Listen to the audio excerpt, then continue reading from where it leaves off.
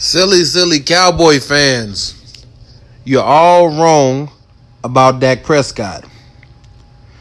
Now, why do I say that? Because I've been seeing a lot of Dak Prescott hate out there. I've been seeing a lot of people bashing Dak Prescott, saying, "Oh, this guy sucks. He doesn't have an arm. He can't throw no more than 10 yards downfield. He can't throw no more than 10 yards downfield." And the only people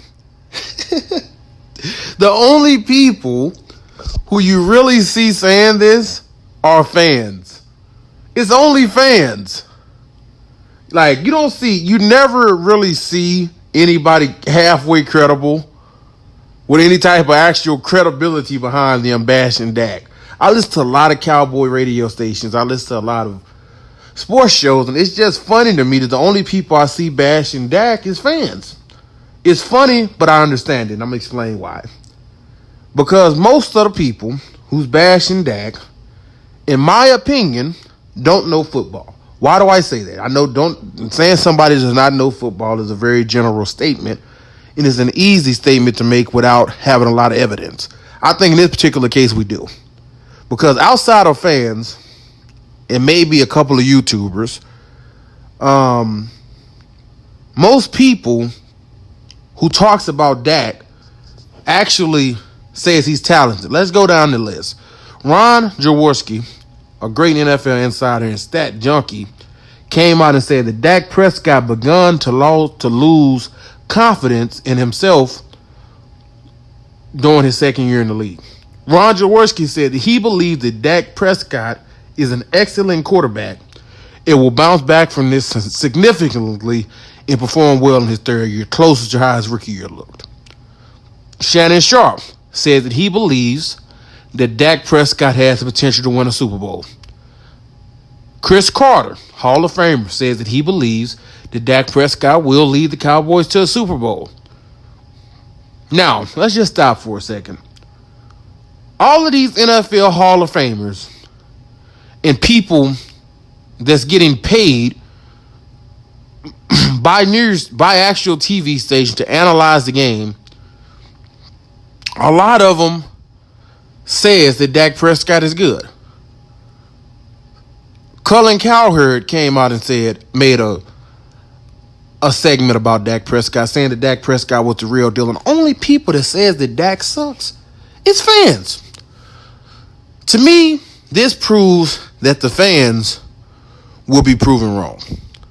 Because I don't know about you, but when you have NFL Hall of Famers and people that actually knows and has played the game, they get paid to watch film, like Ron Jaworski, top NFL insiders saying that this guy is the real deal. But it's not just me taking their word for it. When I watch, the stats prove it.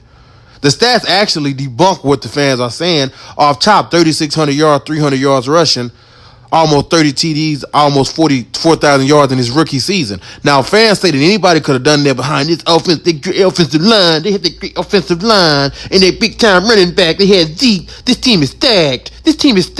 That's what the silly fans say. But let's keep in mind, in 2015, we saw Kellen Moore, Brandon Whedon, and Matt Castle, all NFL veterans, all non-rookies, go out there and play with this same exact team, only missing Zeke. And what happened? Nothing happened because they sucked. That's what happened. When Dak Prescott gets there, everybody want to pretend like anybody can win with this team. Oh, we had to put Tony Romo back in. We would have won the championship in 2016. This is the stupid stuff you hear fans saying. Tony Romo played with the exact same team in 2014 and got put out. The only thing he was missing was Zeke. I think Sean Lee was hurt that year. But let's take it a step back further. Tony Romo used to be one of the most sacked quarterbacks in the league. Well, people say, "Oh, his line is not holding up." It's his line. His line is not holding up. They're not giving Tony Romo no protection. That's the type of stuff they say. Even though from 2006 to 2010, Tony Romo had 3 Pro Bowl linemen starting on his team, a guard, a tackle, and a center, just like Dak, and even had the same offensive line Dak had in 2014, but they make it seem like that Tony Romo did not have a line. Now, Dak has 3 Pro Bowls on his line. What do they say? Oh, Dak Prescott, he hit that line. He can't read the defense. He's not able to pick up the blitz package and able to read the defense when coverage is coming. Okay, if that's the case, could Tony Romo not read the defense either? They both had 3 Pro Bowlers on their line. Tony Romo had the same exact thing in 2014. This is nuts. So, despite the fact that anybody who's credible and anybody who actually half-ass knows anything about football says that Dak is the real deal, the stats prove it. Last year, yes, he went down without Zeke, but the guy still had like 3,700 yards. He's not Quincy Carter. This guy's the real deal. He had like 3,300 throwing yards and like, if I'm not mistaken, like 400 yards on the ground last year. Still 28 touchdowns, Dak Prescott, in a so-called down year. You know how many players, teams wish their quarterback can produce 3,800 yards of offense for them and give them almost 30 touchdowns? Teams are drafting quarterbacks in the first round. It's not even first round or seeking that out. Seeking out what Dak is. But we have, and I hate to agree with Stephen A. Smith, we have one of the same things that Stephen A. Smith says, a delusional fan base. Despite all the facts, people just want to make their mind up he sucked.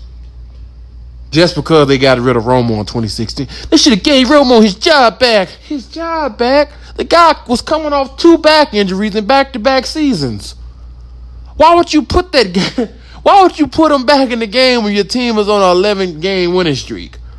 Then they say that we could have won the Super Bowl if we had to put Romo in. And all of them times, Romo never won the Super Bowl. But in 2016 was just supposedly the year. And honestly, I have no idea, excuse my French, what in the hell made our team so much better in 2016 than 2014? Because we literally have almost the same exact team, just without Zeke and Dak. That's the only difference to the team. But some type of way they say it's stacked now, but it sucked then. I mean, I don't get it. All I have to say is the Cowboy fans will be proven wrong. Not just the fans. There's a lot of real fans out there like me. Cowboys for life. Real talking cowboy. It's a lot of fans out there like me that just understands that, we got to go with the punches. The kid had a down year. Let's see what he does next year. We're not just throwing players underneath the bus. I didn't just jump. I was the biggest Dez fan in the world back when he first got drafted. When he was playing for us those first couple of years. I was one of the biggest Dez fans, and I still were there for a long time. Even in 2016. I thought that in 2017, Dez would perform well. Because I hadn't gave up on Dez. But the truth of the matter is he doesn't work with Dak. Dak is our quarterback. Dak is 23, 24 years old. I understand that we have to keep him. All these fans who saying this crazy stuff like let's put Cooper Rush in and all this goofy crap. What did Brandon Whedon do? What did Matt Castle do? Hell, what did Tony Romo do in the playoffs? I mean, quiet as kept. What did Tony Romo do in the playoffs versus Green Bay? In my opinion, if you just look at it statistically, Dak played a hell of a lot better than what I think Tony Romo would have played in 2016 against Green Bay.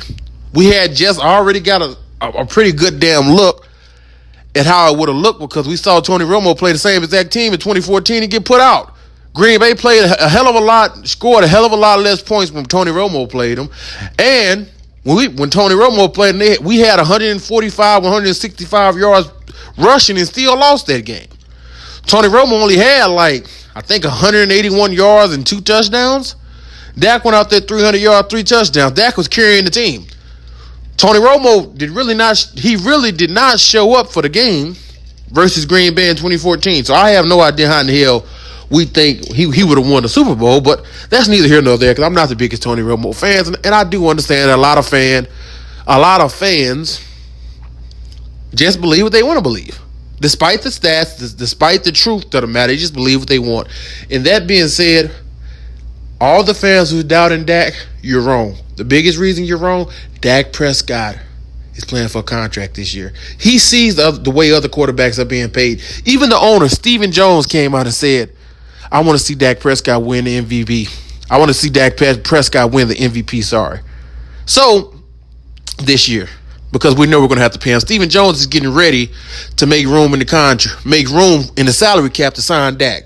Now, you got the general manager of the team, the owner of the team, the head coach, and all of these people who knows that Dak is the real thing, and it's just a couple of little fans. He suck. He can't throw the football more than 10 yards. Who think they know more than know more than everybody. So you're going to be proven wrong just because it's fact. Anybody with sense, everybody who's half-ass credible is saying the guy can play. His coaches is saying he can play. His teammates are saying he's the real deal. The only people that thinks he sucks is you, and I guess Okoye.